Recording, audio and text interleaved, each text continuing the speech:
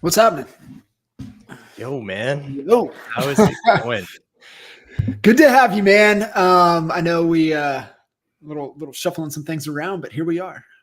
This is it, man. Finally made it happen. I know scheduling conflicts, but we're busy, right? So it's good to finally get it in. And yeah, it's good to be here. Thanks for having me. I really appreciate it. Super excited. Yeah, bud. So give a little background, man. Give a little story. A little bit about yourself. We'll get into the real estate side of things. I want you to kind of tell the story prior to, because there's so many, fascinating lessons and things that can be learned and pulled. And had a great conversation with the gentleman yesterday, and we went down this rabbit hole, right? Learning like people dynamics and what shapes them, and like who's ideal, who's cut out for this, and traits that you can pull from. And your story's, pretty wild. And I think there's a lot of great nuggets to be able to share from it. Yeah. You know what? I think having an interesting background dynamic coming into this industry really helped you. Right. And I sometimes I found really quick success getting into the industry, right? I started in June of 2020, and then I iconed with our brokerage by my second year in the industry. And that's new to the industry. And, I often kind of think about it, and I think like I see the success and I'm like, oh, if only I got started like 5 years earlier, right? If I got into this 10 years earlier, how much further ahead would I be? But the truth of the matter is, I truly don't believe that I would be that much further ahead, or I would have seen the success that I saw as quickly as I did without my past, right? And I think like timing is everything, and I think like it may feel like I got started late, but I feel like it was the right time for me to do what came next. And my why for real estate stems all the way back from between the ages of 4 and 5, right? We made a big move at that time. We moved about I would say 45 kilometers north of where I was born and into a new city. And that really gave me, a new opportunity, right? And that's sort of where it starts. And then my real first go at real estate was in Whistler, of all places. So it's a pretty interesting dynamic. I'll wind the clock back a little bit here. Growing up, I started snowboarding when I was pretty young. I was about 14, turning 15, and I got hired on by a ski resort. And I actually got hired in. I go to the job fair, and I'm with a friend of mine, and he says, what are you going to apply for? And I thought in my head, I was like, I don't know, I'll apply to be like in the kitchen or something like that. Like, I don't know what I can do. And he's like, I'm going to apply to be a train park staff. And I thought, well, what's a train park staff? That's that? Cool. Yeah, exactly. So he goes in, does his interview, comes back out. My turn to go in, and I go in and I sit down and I say, I'm here to be a train park staff. So I made a pivotal shift. And at that point, I really wasn't a strong snowboarder, but I just, I like the sounds of it. And I thought this could be cool. And fortunately enough, we both ended up getting hired for that. And that was the start of my snowboarding career, essentially, right? I was at that point from there on, in my boots, like 300-400 hours a year. That role was essentially us building train parks. So we would go in at the beginning of the year, get all the rails set up and prepped. First big snowfall, blowing snow, all of that, we would go in for a night. We would build out the train park, the jumps, the rails. We would try all the features to make sure they work correctly. So it was like you had to level up and get going quick, right? So my first year was pretty eye-opening. But I was like hanging around with people in the industry that were really, really good because, the level of rider, especially a few years older than me that was in that role, they were really good. And having that exposure, and time in the boots helped me excel at that craft. And that eventually, after a few years, I realized that if I just studied tricks and I tried them on repeat, and once I got them locked in and loaded the way I wanted, I'd just move on to the next one. And eventually I got picked up by Quicksilver and a local company called Mad Snowboards. And a few years later, Mad Snowboards decided to move out west. And that was my opportunity to go out there with them and rep the company. They were moving to Squamish, and they wanted me up in Whistler, right, to try to get some more exposure for the brand. And I thought, this is it. I'm going to do this. And I had just the year before I'd done some traveling. I lived in Central America, became a dive master. So I was already in the mode of wanting to get out and go. Yeah. And essentially what ended up happening is I landed in Whistler. It was the end of October. probably, I think it was Halloween night or the day before. And I quickly found out that it was very hard to get places to live in Whistler at that time of year. It's a super busy time of year. It's called the shoulder season, and things are starting to roll. People are getting landed, they're getting jobs, they're getting places to live for the upcoming season. And I kid you not, I lived in my car. I drove out west, and I lived in my car for about 2 weeks in parking lots as I tried to find a room to rent. And what I was doing back then, this is 2013, 2014. So, social media wasn't as big. Yeah. Using like the Peak magazine to try to find accommodation. So I would go into the Peak, it's the local newspaper, and I would just circle out rooms that I thought were interesting in good neighborhoods. And I would send out emails. Like every morning I'd go to the David's Tea and I'd sit there and do this and call and get no response. And like week and a half in, I was like, something's got to change. Like I got to find a place to live. Right. And I was applying for jobs too. And what ended up happening was I thought, you know what? This is clearly a saturated market here, right? Like every guy is trying to get a 1-bedroom place for as cheap as possible. And they've got tons of applicants. And I thought, you know what, why don't I just look in a different area where people aren't probably applying for as much. And I went out there with some savings. So I had enough for first and last for a full place. So I thought, you know what, I'm just going to throw out a bid on some whole houses and see what I can make happen here. Right. And sure enough, within a day, I had four showings lined up, right? I had responses, hey, come check it out. And I saw a place, saw another place. And I had the conversation with each landlord, like, hey, listen, like, I don't need this whole house, but I would be willing to sublet the rooms if you're open to that. And I can manage the people that are in here and make sure that people are taken care of. They'll still take on the responsibility. And yeah, exactly. So I think it was a third guy finally agreed to doing that. And that gave me my first in. I was able to finally unpack the car and have a place to live. But it took kind of just trying to get out of my own way and out of the crowd and think a little bit differently. And was able to actually secure a place to live. So that's my first kind of exposure to real estate, I guess you could say, right? Dude, that's so awesome, to be able to think through that. Was there inspiration somewhere from it? Had you seen that somewhere, or was it like, man, I wonder if I could do this? It was more or less just just trying the same thing and not getting any of the results that I wanted. Right. Like, and then it was like, all right, well, what can I do differently here? Right. And then I just looked at like the other page and it's full houses instead of rooms. And I thought, you know what, there's probably a lot less people going after this, right? Because the majority of the people that I was meeting, just like me, showed up in their car looking for the cheapest possible place to live for 6 months or whatever, right? So yeah, that was sort of it. So it was obviously, it took on more risk, but in the long run, it gave me the ability to choose my roommates, right? And it was that whole thing. And then fast forward, a year later, I ended up coming home and wanted to go to Georgian College, which is the school here in Barrie. And I was finding the same sort of issue, right? I was looking for accommodation around the college, and it was a lot of grandma's place. You can rent a room in the basement and come up for dinner on Sunday nights. And I thought, that's not really the college experience I'm looking for. And I quickly reflected back on what worked for me in Whistler and realized it's probably not the college experience a lot of people are looking for. So why don't I buy a house and rent the rooms out? So I strategically bought a house right near the college, and I house hacked that thing right from day one. I put a basement bedroom in with an ensuite and rented out every single room that I could in the house and lived with roommates for a decade.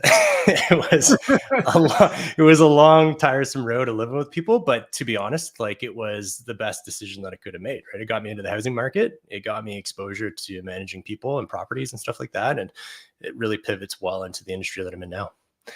Yeah, for sure, man. So do you think all of the trial and error and figuring things out from, the time in the boots kind of put into kind of a creative type of solving the puzzle, solving the riddle of looking at things a little bit differently? I think I have to credit myself. Like, I have to credit snowboarding with a lot of my kind of drive and determination. And the thing is like, if you don't get something right off the hop, like you've got to give yourself time. Right. And I would show up at the resort, and I would do this, man, like where we had access, like in my area, We've got 3 ski resorts. They're relatively close by. And when I was snowboarding, I would open the park. So I'd be at the resort for like 6 a.m., get the park open for, 7:30, 8 o'clock and make sure it's good to go for 9. And then we would be there till like 4. And then I would sometimes we get off a little bit earlier, like noon. And when we did that, I would just go to another resort. Right. And I'd spend the rest of the afternoon there. And what I would do when I would get there, like I would focus in on one particular thing that I wanted to figure out, like one trick. Like, I remember going through this phase where I wanted to learn a switch backside 80 melon. And I just thought that was like the steeziest, coolest grab that you could do. But it was really difficult because you got to do it backwards and, your switch. And I would try to do them over like these 60, 70 foot jumps. So you've got to slow the trick down a lot. Right. And it would be like, I would show up at the resort and it would be like, okay, I'm just going to work on this one thing, until I'm exhausted or until I finally get it. Right. And dial it in. So I think like when it comes down to it, that kind of focus and drive and getting hung up on that one particular area is what kind of helped me the rest of the way, right? Especially when it came down to it, like in Whistler and trying to find accommodations or now in business, right? It's honing in, focusing, and then just dialing it, right? Yeah, dude, it's fascinating, one, to have that, right? But two, to, be able to reflect on it and how that carries over, moving forward, right? It's like, just slow things down for a second here. Let's figure this one thing out and stick to it until we get it. And then from there, then we can move on to the next thing. And I think that's where, especially in real estate, especially with real estate agents, just trying to do so much, right? And not being able to really nail that one thing.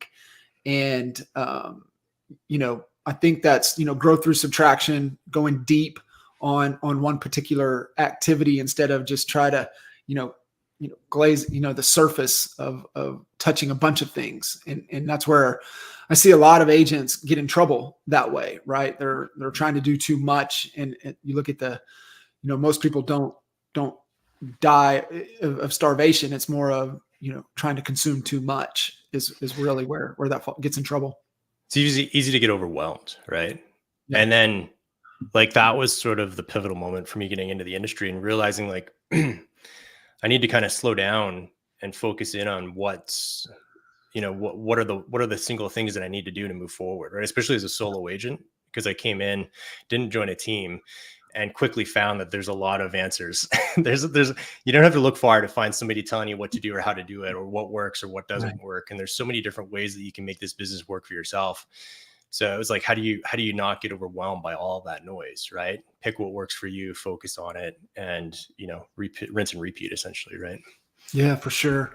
So, at what point, you're in there, but at what point it's like, okay, hey, let's do this thing. Like, it's 20, let's make the jump. Let's go ahead and do this. And,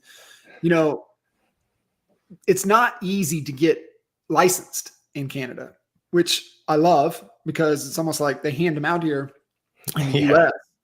And so, and I know even recently, coming into this year, they even made it even a little bit tougher, right? As the university took over, it's a 2-year program. I know I've talked to a few that have accelerated the process, but accelerate the process is still 7, 8, 9 months to be able to go through and get your license, not only a time investment, but also a financial investment, which I love because you're a little more in, right? You got a little bit more skin in the game to be able to get into the industry. You got to be serious about wanting it, right? And it was like they've made adjustments to the program when it was the old program through OREA, which is the Ontario Real Estate Association. And I mean, their adjustments was just adding more textbooks to the end of every chapter, right? Like every single course, there would just be an additional one. And it got to the stage where there was about 5 courses. And then I think you had to do 1 or 2 elective courses. And that's basically when I kind of got into it. But, if I rewind a little bit, I ended up buying that place and I didn't complete my mission with college. I came out of high school, destined for the trades, I guess you could say, right? I had a lot of encouragement that I should probably not continue with education just because I struggled a lot, like as with any boy, I'm sure my age, ADHD and all that sort of stuff. And that's what I did. I just kind of went right into the trades, and it really went well with my dedication to working at the resort because it was seasonal, right? So construction up here slows down quite a bit in the winter months. So it made a lot of sense. And then I was also found that I was good with people. So I got into serving at restaurants, and that was like the 3 core jobs that I had, was just serving, construction, and then snowboarding. And then, you get to the stage where like came home, bought a house, had a mortgage, right? And I had accomplished quite a lot with snowboarding that I wanted to do, at least, right? Like I was in magazines, video parts. I just watched the Quicksilver, Matt Snowboards. Like it was a lot that was super cool, but it's sort of like, eventually you get to the stage where like, all right, well, what's sort of next, right? I've been doing this for a long time and I wanted that next thing. And, I reflected back on too, like what else had I been doing at that point was just, basically any job you can think of regarding construction and housing improvement, right? So like one summer I would do framing, the next summer it was, roofing, bricklaying, like you name it. I did it for, a couple of years, right? I So love that. I got to the point where I was like, it felt pretty well-rounded, and I was working for a general contractor for a little while. And then I just thought, I want something more, right? I want to be able to try to build this out and scale. So I started my own business, construction renovation business, right? And then I kind of focused in on, the highest rate of return within that, which was bathrooms and kitchens. And I went through these ebbs and flows of hiring and kind of working on my own. And I got to the point where I was like, been doing it for a few years. And I thought, what's now next? Like, what is after this? Right. And I really enjoy the building process. Like I thought, I loved the fact that I could, hand over the keys to somebody's new bathroom or full house reno. And they were just so excited and they're so alive by their new thing. Right. And that to me was like my favorite part. So when it came down to it, I was like starting to think about like, all right, well, what am I going to be doing when I'm 40 and 50 and 60? And like, I don't think I can see myself like being able to give as much as I am at that age with this career. Like you just got to slow down. It's a really hard job, right? Hard. Labor. Yeah, and then I kind of reflected back on, that move when I was 4 and 5 into that new town, further north, and the opportunities he had given me. And I realized that there was some neighbors that we knew where I moved from, and they didn't have the same path, right? So the area that they grew up in and the people that they were surrounded with, didn't point them in the right direction. Fortunately, I got out of that and I got into the right area and I got together with a good group, and, the rest is history. Here I am today. Right. And I thought, okay, you know what, if I want to be able to kind of give people more of this, like, here's your new thing, I want to be able to help steer the course of people in a positive direction. I think real estate makes a lot of sense, right? This will kind of encompass all of that. And then I thought, well, can I do the exams? And so I thought, there's only one way to really know for sure. And back then with OREA, how they did it was they would literally, you would sign up for the course, pay for it. They would mail you a textbook, got a whole stack of them over there on the shelf, and you would study it. You would have to book your exam. You would just read it, and then you would go write a 3-hour exam. And there was nothing more terrifying that I could think of. Just, hadn't been in school for so long. And, I just thought, okay, you know what, if I can do this one exam, then we'll see how it goes, right? We'll just try it out. And the first course is pretty general. It's like just a general overview of everything you'd expect. There's a little bit of commercial, a little bit of this, a little bit of that. And I wrote it, and, I opened up my email that had the grade, and I had like a 93. And I was like, what? I was like, what? This is awesome. I can do this. So that was sort of the aha moment. Like, you should really move forward with this. And at the time, OREA had a deadline to shut down and switch over to Humber College. And, I thought it's sort of now or never, right? We got to make this happen. Again, everything sort of happens for a reason in terms of timing. And I went through and did all of the rest of my exams. And I kid you not, I wrote my last commercial exam the day before we went into lockdown here in Canada. So I remember waking up that morning and I got an alert on my phone, and it was from the OREA saying that they were going to cancel all examinations in in-person classrooms following Monday. So on Tuesday going forward for 2 weeks, right? And I thought, okay, no pressure. We've got to get this done because I want to get this done. I want to move on. And, went in and wrote, and I did really well under pressure. I got, again, a 94 on that exam too. It was super exciting, but it was awesome because it was just like the ticket forward, right, at that point. And then it was a lot of sort of hurry up and wait because we were in the middle of COVID and everybody thought the real estate market was going to be finished. Yeah. Dude, there's so much there, man. And it just kind of made me kind of reflect a little bit. And I'm with you. I believe, everybody should do some form of like trade, manual labor, hard work. I spent, obviously here, Oklahoma, it gets hot, right, during the summer. It's just a ridiculous, sometimes it's muggy. It's just a ridiculous, like heat. And man, our summer gig, coming out of high school, man, was laying sod, right? Like I can't, like literally not the big roll, like the old hand roll lay of sod, but just doing the hard stuff like that. And then the other thing, man, I really believe everybody should be in some type of service industry for a period of time, have to deal with the public, and being able to have those experiences really, will humble you and teach you how to be a better human to other humans. And so having that to be able to fall back on, I think is so key. But the other thing there, man, and I know I've struggled with this for a long time. And, typically we draw off a lot of inspiration, right? We have, those mentors and models in our life, typically parents, grandparents, family members. But really, I've always, kind of grown up with the employee mindset, right? And, you find a great place to work and you just be a value add to that organization and to those people. And then, obviously that next step is self-employed.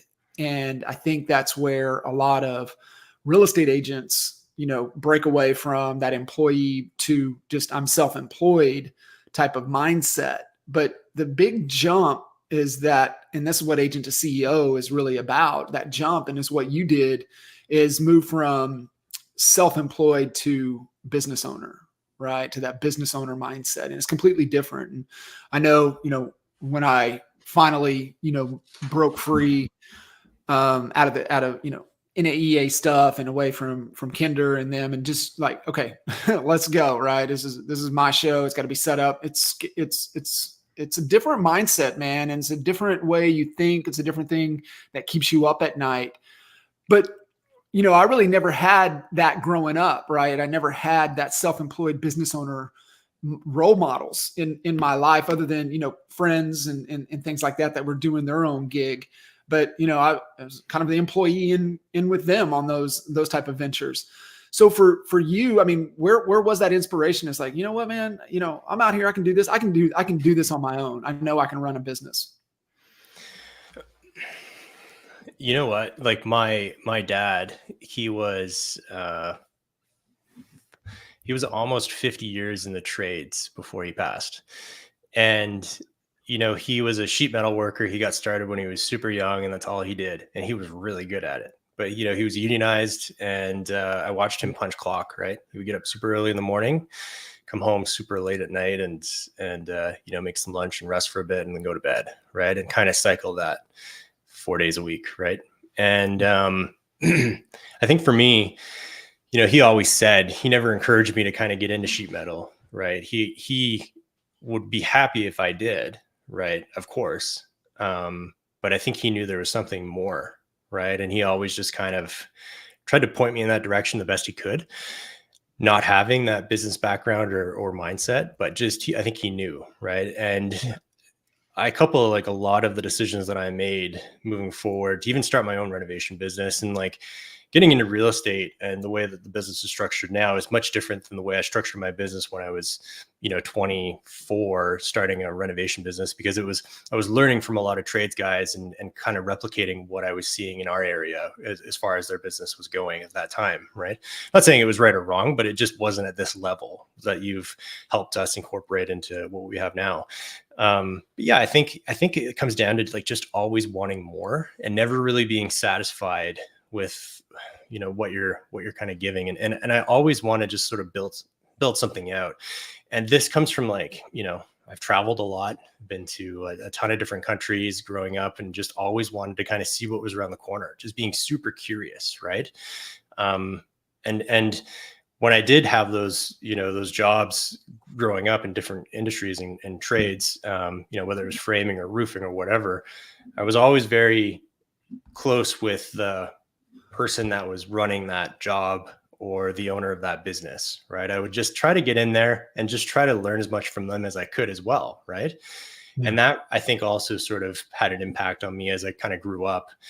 I went forward with my broker designation exam as I was kind of getting into the industry. With OREA, the way that they were closing and transferring over, typically what you would do is you would get in, you would do all of your courses, you would start, and then 2 years later, you could write your broker designation exam.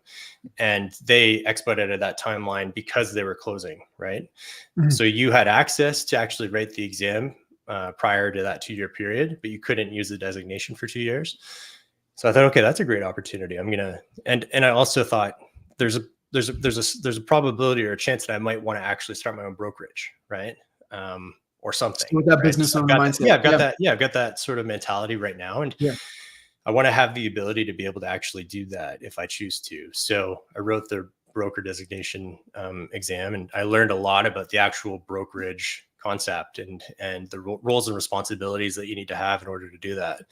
I think it's just always sort of been there, and just always been super curious, always wanting to just level up and have more. And like, if I'm being completely honest, like, I'm just never truly satisfied with where I'm at, I guess you could say. Or like, I am my own toughest critic. Right. So, and that's good. I think, to be able to have that, but I think one of the things that you said there, and I think it just listening to your story, it's so true throughout, is always staying curious, right? Like, even snowboarding days, staying curious, travel.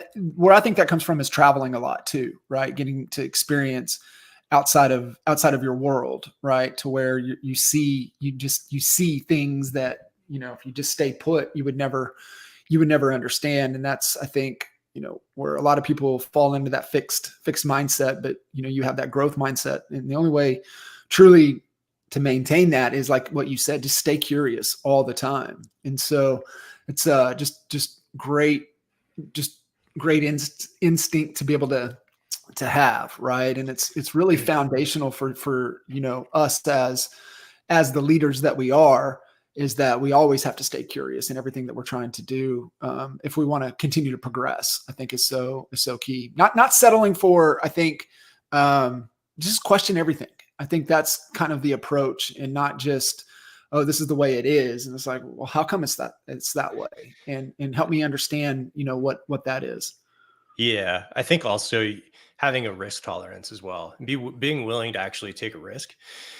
I think that comes from, again, I think a lot has to do with why you're growing up and what you sort of experience in, the ages of, 0 to 20. Like, I think those are super impactful years. And I remember our grade school, like, we started junior kindergarten and went to grade 8. That was like just one stretch. You're together with the same people, basically, that whole set of time.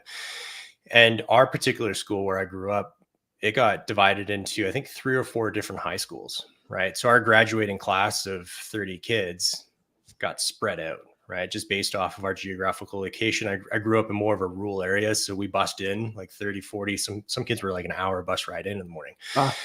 And I remember when I found out that all of my friends were going to a different high school, that was really tough. And I ended up going, our high school, I think our graduating class got about 3 or 4 kids in total.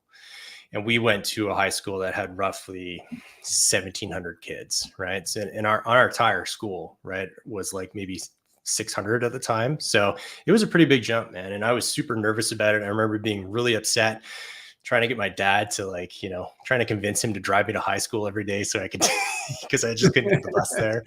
And, it really, really sucked at the time to not be able to move forward with that group. And it took a bit of time, but, I slowly kind of worked my way in and made new friends. And I think that was a real pivotal moment in terms of like realizing like, the most scary, worst thing that you could imagine at that age, at that time, isn't that bad once you get through and start doing it. Right. Yeah. And I think you can equate that to business and everything else too, where you're like, all right, there's a risk involved with maybe doing X, but you're not going to know that unless you actually try. And as long as you're monitoring, and you can dial back at any time, but it could be really successful, right? It could really work out for you and help propel your career to new levels, which is awesome. So yeah, again, like having that entrepreneurial mindset, the risk tolerance, all that just sort of really accommodates well for what we're doing today. Yeah, 100%. So looking at what we are doing today and, where I see, you're thriving and really driving a lot of what you're doing now and what, as long as we stay consistent into the future, is really just around what you're doing, your eye for, on the video concept side of things with social and really all in on really, fall back to Gary's new book, right? Day trading attention and what you're able to do with social. And that's what I'm really seeing. The agents that have really gone all in on that bucket, on the social media bucket, in the right way, are thriving right now. Right. They're the ones that are gaining the most momentum that I'm seeing, are the agents that have been consistent and really putting a lot of emphasis and effort on the social side of things. So is that just a curious thing that as soon as you could, you were always kind of gravitating there, or like where did that really start to develop? Well, I had came down to your Pittsburgh KT last fall, kitchen table. And there's a good group in there, man. But I can't remember their name, but they spoke a little bit about a restaurant and how that restaurant was sort of doing, I think they went viral for something, right? And it got a lot of attention. And then you made a really good point. And you basically said that, you're in the business of real estate, but you're marketing first. Like everything is to do with marketing, right? And it's true, right? Like as far back as you go before social media, right? Like your signs on the lawn, your billboards, your door knocking, you're trying to leave door hangers, whatever you can to just say, hey, I was here. I think that was the goal, right? And the better that you could do that, the more exposure you could get, the more calls you would have, and the more, market share you would take. And I think obviously now this is pivoted into social media. It's working really well for people that are doing it because we spend so much time on social media, right? Whether it's Instagram, Facebook, TikTok, pick your poison pill, YouTube, it doesn't matter. That's where eyes are right now, right? Whether they're waiting at a bus stop or whether they're sitting on their couch, right? Or, whatever that looks like. There's a lot of people just kind of focusing in. So yeah, you're 100% correct. And I've been, I guess you could say, maybe a little bit resistant to doing it or getting started. I think the big thing is just trying to get out of your own way, right? And getting more comfortable talking on camera and stuff like this. And it's not easy. It's super difficult. And, I think at the end of the day, you're right. The people that are actually doing it are seeing the most amount of success. And it's because they have that presence online, right? I also thought back to, this is a little while ago. I had to send out a referral to somebody, right? And, I based that referral because I knew they were active on a social media platform. That's how they reached out to me for that referral. So I basically went through and I found somebody that was active on social media to flip them that referral over, right? And they got that business because they were, on there, right? Yeah. So that's a huge thing. It's again, just having that presence, right? So how do you do it, right? Like, what do you like to do, right? And this is sort of where I'm at right now. I'm trying to figure all that out, and it's a flowing process essentially, right? Yeah, it is. It is. It really is a. It's one of the things that, and I got the word. We've thrown it around a little bit, but the word really comes where it really resonated with me was kind of towards the beginning of Cam Hanes' book Endure, and what he talked about. He said, "Man, if you're not obsessed with the thing will never become the thing." And I was like, God dang, that's so true. And, my take and where I push all of you guys so hard is that you guys have to become obsessed with becoming a world-class marketer. And it's not something that it's never ending, right? It's not like, oh, I've arrived. No, it's like, it's one of those things that is forever from a marketing perspective.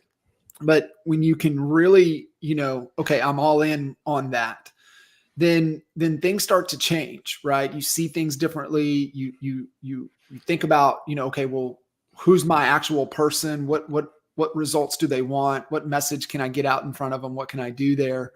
And so being able to really stay obsessed with the thing, which is all marketing and branding, because it's all about getting their attention, creating awareness, getting them curious, getting them to consider what I do, this, whatever they are offering. And then, then you start throwing call to actions and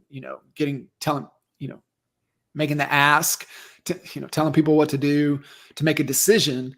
And it's just being able to go through that. But back to your point with, time in boots, it's just time, right? It's just the more time. And, if you can just embody that, you'll never arrive. You can always be better. You can always learn more. There's always another level to this. Then you stay hungry, you stay curious, you just stay obsessed with the thing. And I think that's, if more agents would just go all in on the marketing branding, bucket, they would start to see a lot more success.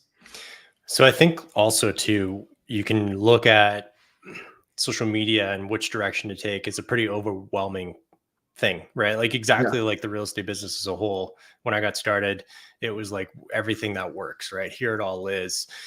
And you kind of dialed this back a little bit in terms of like, well, who's your target audience, right? Like, are you looking to attract more buyers? Are you looking to attract more sellers, right? Like, what's your thing that you want to try to go for?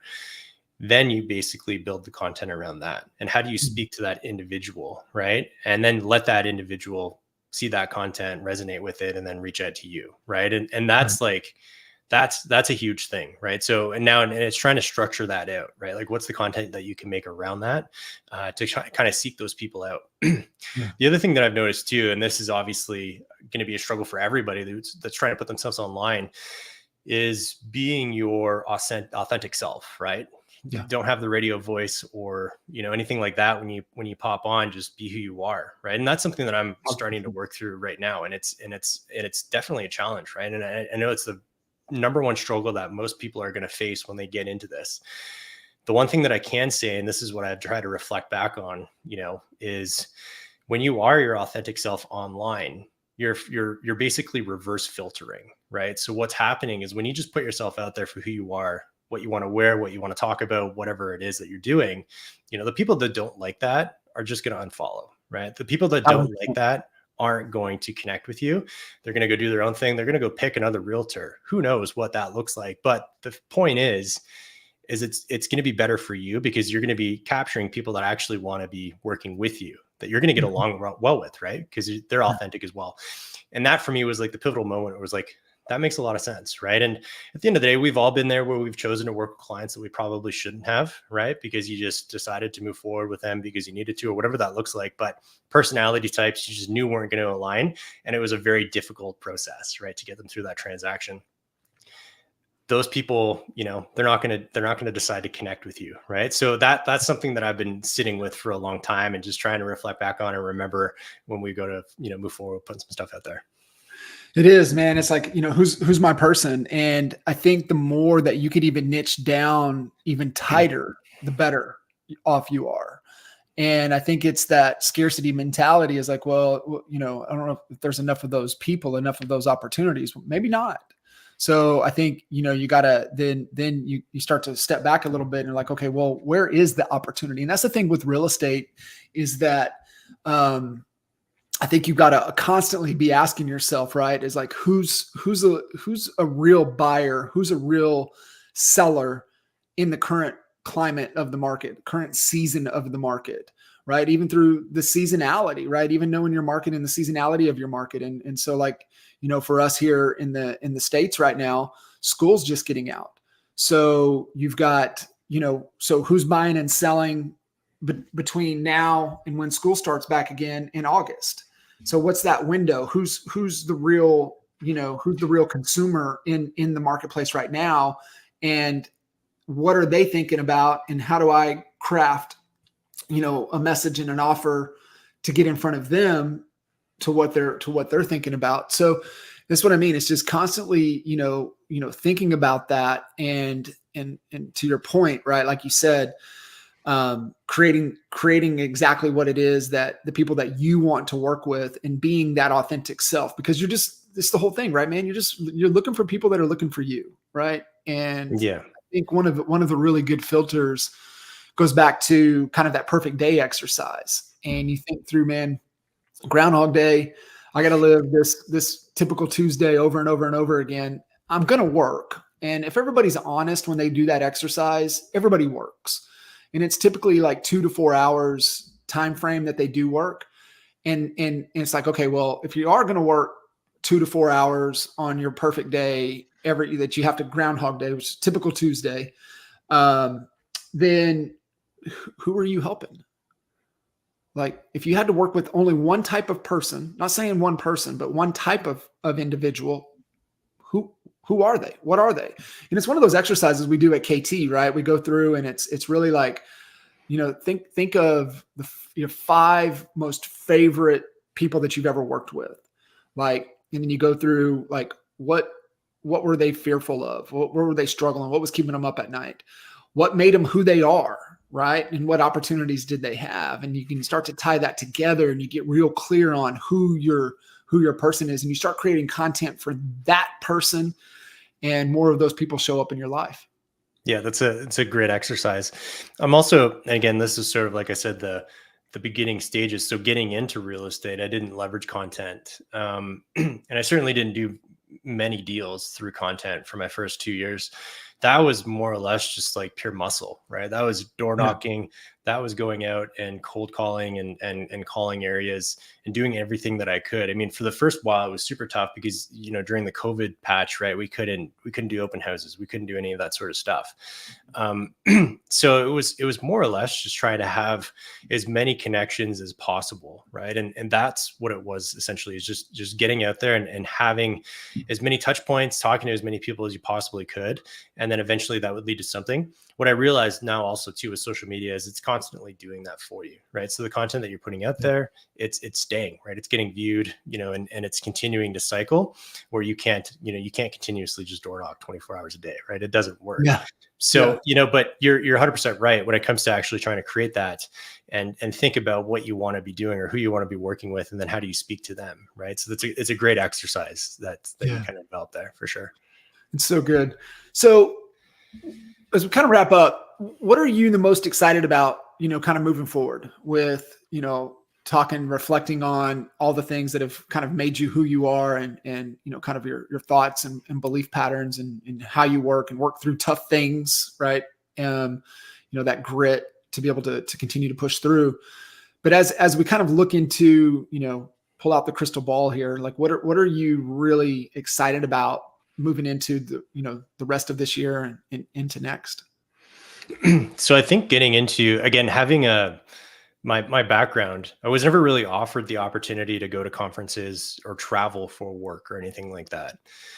And I'm very, like, I go to a lot of these networking events. I go to a lot of these conferences, and I travel for them because I get a ton of value out of just being there. I get excited to go to new places, but I also get to connect with people from all over the world that show up to these events. And typically there are people that are at a high level of business, right? They run mega teams or whatever that looks like, and they have the ability to be there. And they're willing to give back and talk to you about sort of what they're working through, or they've been in the industry for a long time and they've seen market cycles. I have not. I've been in coming up on 4 years this year. And, I feel like I've seen about 15 years of market cycle just because it's gone up and come down so fast. But everything's done exactly that. It's happened so quickly, and there's been really no normalcy from season to season. I think we're starting to get into that now, which is awesome. But it's been really great to be able to have those high level conversations with those agents that have been in the industry for a very long period of time and have experienced this, and say, hey, listen, like, this is okay. This is normal, what you're experiencing or what everybody else is feeling. So I look forward to just continuing to do that, right? Continuing to go to more events. I know at the end of the month, we're going to Kitchen Table. I'm super excited to that. You bring together a huge group of guys and gals that are really, really crushing it in the industry. And it's always nice to just sit down and kind of work flow problems, and also just hear what they're up to and what they're experiencing. And I can reflect back on sort of what we talked about last fall too, right? And now coming into midsummer here and seeing what's changed for them. So it's that, it's going to events. It's also just trying to, scale the business, right? In a way, right? I'd love to obviously be able to help more people. But I don't want to overextend myself too, right? I want to be able to continue to provide that level of service. So this is now, entitling me to hire on, right? And an ISA, an operations manager. So it's dealing with them and keeping them happy as well. And it's just the evolution of the business, right? So it's sort of one step at a time. And, I'm in this for the long haul, right? And this is the first time that I've ever actually done anything where I felt like that, right? Because growing up, I had these seasonal jobs and I knew I wasn't going to do either of them forever. But with real estate, it's a different beast. And I genuinely love it and enjoy it. And I'm excited to just see where this goes, until I'm ready to pack it in 20 or 30 years. Like I love to work. So I'm just constantly, like you said, you got to do at least 4 hours a day of something, right? And I've got a feeling this is going to be it in one way, shape, or form. And I'm just super excited to see how that evolves, right? Yeah. So good, brother. I appreciate you. So grateful for you to jump in, make the time, share your story, pour back into, this audience and this community. And so, really excited for what you guys are up to, what you're doing, and definitely big things in the future ahead for you guys. Thank you. Well, I'm really appreciative for you to have me on here. I've been following you for a long time, and I've seen what you've done for, Brandon Town's business and other agents that you've worked for who I also follow. And it's just like, I appreciate the opportunity to be able to work, with you. And I appreciate you having me on, and it just feels good to be here. Like, it's like a full circle thing, right? And it's super cool. So I genuinely appreciate it. And I look forward to what's to come. So thanks again. For sure. Awesome. Everybody listening in, make sure you guys connect with Spence and give him lots of love. And we'll see you guys next time. Appreciate you, brother. See you. Peace.